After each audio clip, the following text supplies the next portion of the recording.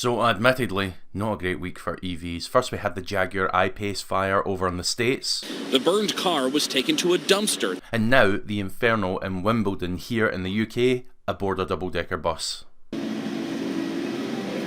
You'll no doubt have read the headlines, as I have, saying thank goodness no one was hurt. But what those headlines should in fact say is, whilst there was no one directly injured by fire, given that this thing was spewing toxic chemicals into the air, who knows if anyone was hurt? Oh well. Now at least this particular type of bus has never, ever had any problems in the past. They have been perfectly reliable.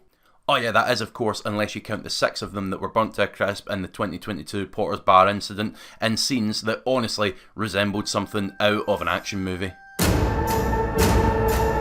Now here's the thing, there's still 85 of these buses prowling the streets of London right now. It really begs the question, how many incidents does there need to be before action's going to be taken against them? Concorde didn't get this many chances.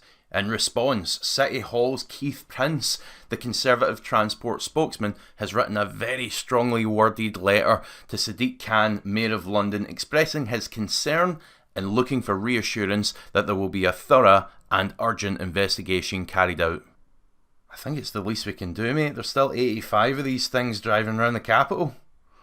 Now clearly there's a massive public safety issue at hand here. That's the first and foremost biggest concern. However, it's also really hard to ignore the amount of money an incident like this costs. Neil Pedersen, firefighter of over 30 years, explains that it takes on average 4 hours to extinguish an EV battery fire, much longer than any other type of vehicle fire. And given that road closures in London tend to cost on average about £1 million per hour, there's 4 million quid for a kick-off. On top of that, there was 15 firefighters in attendance in full hazmat gear because of the chemicals that these batteries tend to emit when they're burning, and 3 fire trucks. It's a tremendous amount of resource.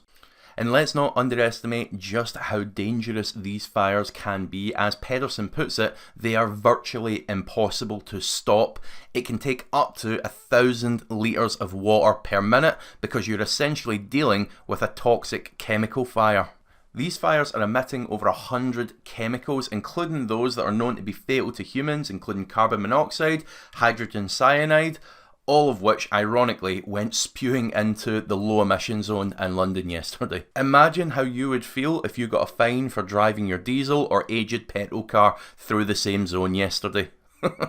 And the problem doesn't stop there, because hours, days, weeks after the original incident, these batteries can once again ignite out of nowhere. So storage of them and management is a complete nightmare as well, because they're constantly threatening to set alight anything that's near them. Now as ever, please do let me know your thoughts in the comments section below on this incident, and if you've enjoyed this video, hit the like button and also consider subscribing if you like this kind of content, and I'll catch up with you when the next EV disaster occurs. Probably a few days' time.